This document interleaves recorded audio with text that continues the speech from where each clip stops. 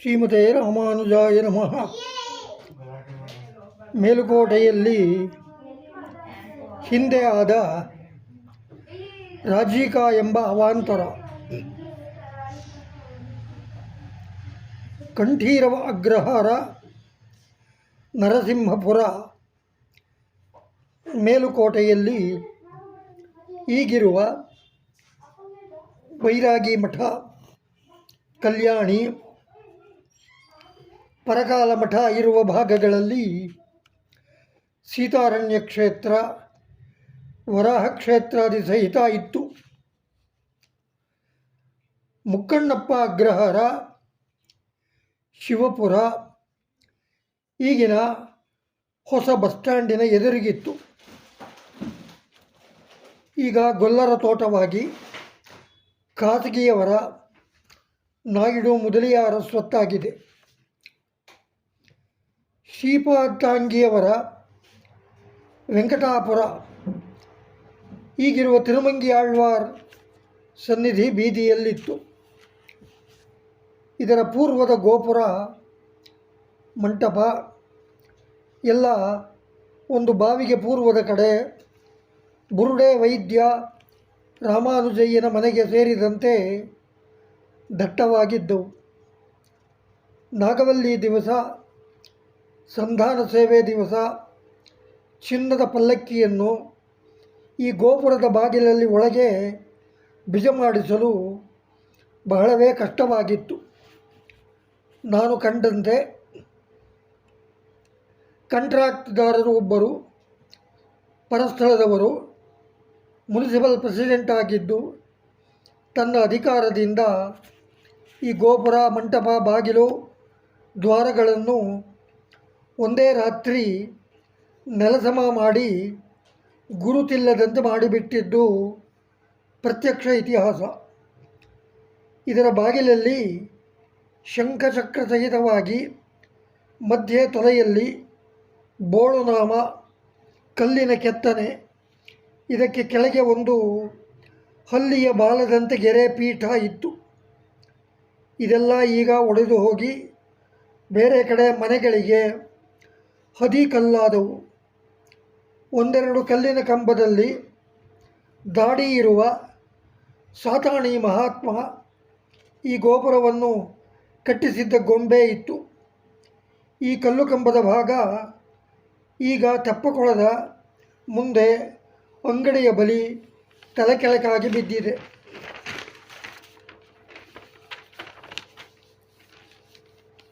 ಮರಾಠರ ಪೇಶ್ವೆಗಳ ರಾಜಿಕಾ ಎಂಬ ಸೈನ್ಯದ ಮುತ್ತಿಗೆ ಕ್ರಿಸ್ತಶಕ 1740 ನಂತರ 60 ನಂತರ ನಡೆದಿದೆ. ಈ ಸೈನ್ಯದ ಮುತ್ತಿಗೆ ಆದ ನಂತರ ಟಿಪ್ಪು ಸುಲ್ತಾನನ ಅವಾಂತರಗಳಲ್ಲಿ ಈ ಮೇಲುಕೋಟೆಯ ಕಂಠೀರವ ಅಗ್ರಹಾರ ಮತ್ತು ಮುಕ್ಕಣ್ಣಪ್ಪ ಅಗ್ರಹಾರಗಳು ಪೂರ್ಣವಾಗಿ ನಾಶವಾಗಿ ಅನಂತರ ಅನೇಕ ವರ್ಷ ಪಾಳಾಗಿದ್ದು ಏಳಿಗೆಯಾಗಲೇ ಇಲ್ಲ. ಇದೇ ರೀತಿ ಚೆಲುವನಾರಾಯಣ ದೇವಾಲಯದ ರಾಮಾನುಜರ ಕಾಲದ ತೇರು ಯತಿರಾಜ ಮಠದ ಮುಂಭಾಗದಲ್ಲಿದ್ದುದು ಹಾಗೂ ಈಗಿನ ಅರಮನೆ ತೋಟದ ದಕ್ಷಿಣ ಮೂಲೆಯಲ್ಲಿದ್ದ ಅಮ್ಮನವರ ತೇರು, ಮುಕ್ಕಣ್ಣಪ್ಪ ಶಿವ ದೇವಾಲಯದ ತೇರು ಇವೆಲ್ಲವೂ ಮರಾಠರ ಸೈನ್ಯದಿಂದ ತುಪಾಕಿ, ಪಿರಂಗಿ ಗುಂಡುಗಳ ಕಬ್ಬಿಣಕ್ಕಾಗಿ ನಾಶವಾಗಿ ಸುಟ್ಟು ಹೋದವು. ಭಾಷ್ಯಕಾರ ಸನ್ನಿಧಿಯವರು ಚೆಲುವರಾಯನ ತೇರಿನ ಗಂಟೆ ಒಂದನ್ನು ತಂದು ರಕ್ಷಿಸಿ ದೇವಾಲಯದ ಉಪಯೋಗಿಸಕ್ಕೆ ಇಟ್ಟಿದ್ದು. ಈಗ ಒಳಗೆ ಈ ದದ್ದು ಗಂಟೆ ಇದೆ. ಇದರಲ್ಲಿ ತೆಂಗಲೆ ಎಂಬ ಹೆಸರಿನ ನಾಮಚಿಹ್ನೆ ಇದೆ. ಶಿವದೇವಾಲಯದ ಗಂಟೆ ಬಸವ ಇದ್ದುದು ತಲೆ ಒಡೆದು ಹೋಗಿ ಪಟ್ಟಾಭಿರಾಮ ಅರ್ಚಕರು ಕಾಪಾಡಿದ್ದಾರೆ.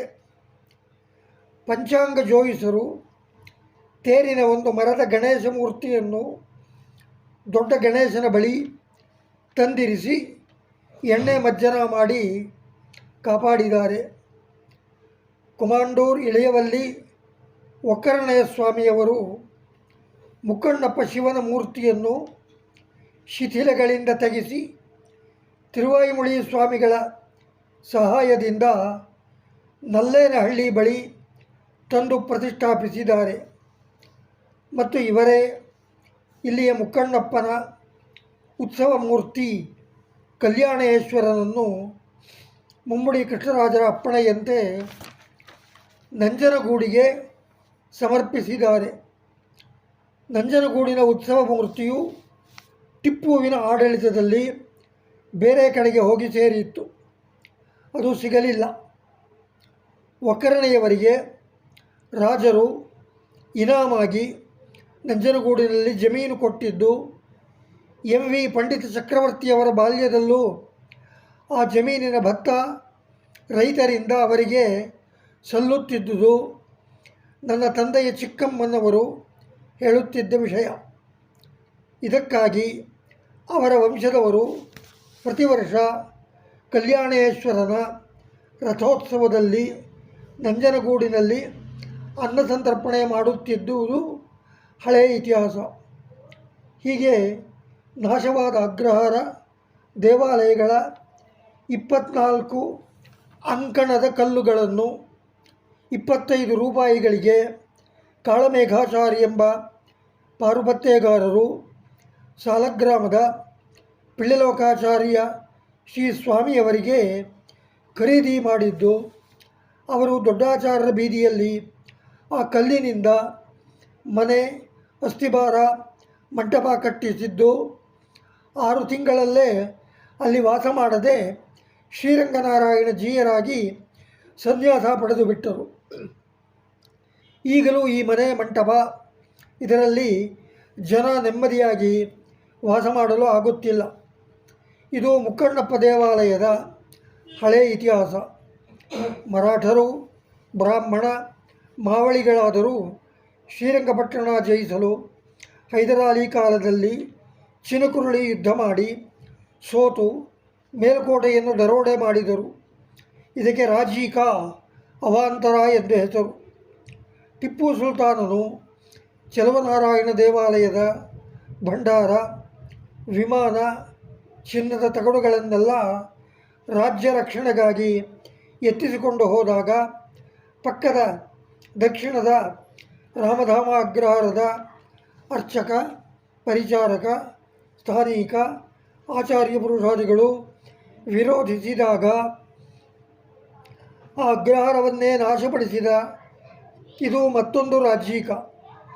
ಈ ರಾಜೀಕದಲ್ಲಾದ ಊರಿನ ದುರಂತದ ಬಗ್ಗೆ ಕುಮಾರ ಶಿಂಗಾರಮ್ಮ ಪ್ರತ್ಯಕ್ಷದರ್ಶಿನಿ. ಅವರು ಬರೆದಿಟ್ಟಿರುವ ಪತ್ರಗಳೇ ಸಾಕ್ಷಿ. ನಾನು ಆ ಪತ್ರಗಳನ್ನು ನೋಡಿದ್ದೇನೆ. ಜನ ಮನೆ ಬಿಟ್ಟು ಓಡಿ ಹೋಗಿ ತಲೆ ಮರೆಸಿಕೊಂಡರು. ಮುಖ್ಯದ್ವಾರ ಮುಚ್ಚಿ ಓಣಿ ಸಂದಿನಲ್ಲಿ ಬಾಗಿಲು ಮಾಡಿಕೊಂಡರು. ಅಡಿಗೆ ಮನೆ ಬಚ್ಚಲ ಹಳ್ಳದಲ್ಲಿ ಪಾತ್ರೆ ಪಗಡಿ ಮುಚ್ಚಿಟ್ಟು ಮೇಲೆ ಮಣ್ಣು ಹಾಕಿದ್ದರು. ಸೈನ್ಯದ ಕುದುರೆಗಳು ಓಣಿಗೆ ನುಗ್ಗಿದಾಗ ಗುಂಟುಕಲ್ಲುಗಳನ್ನು, ಮರದ ದೂಲಗಳನ್ನು ಎತ್ತಿ ಹೊಡೆದರು.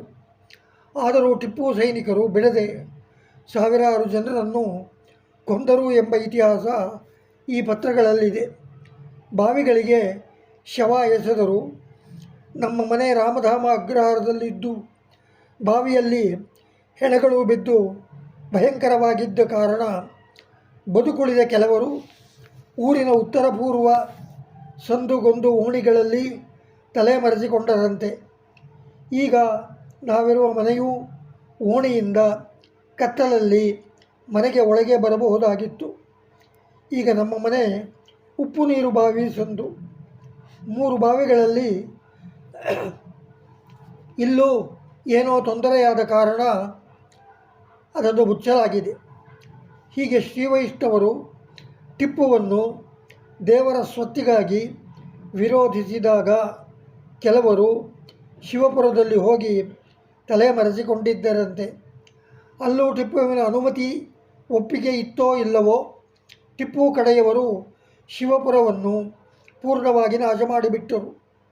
ಇಷ್ಟೆಲ್ಲ ಅಂಶಗಳು ಕೆಲವರು ಹಿರಿಯರು ಹೇಳುತ್ತಿದ್ದುದು, ಕೆಲವು ಕುಮಾರ ಶಿಂಗಾರಮ್ಮನ ಪತ್ರದಲ್ಲಿ ಕಂಡುಬರುವಂತಹದು.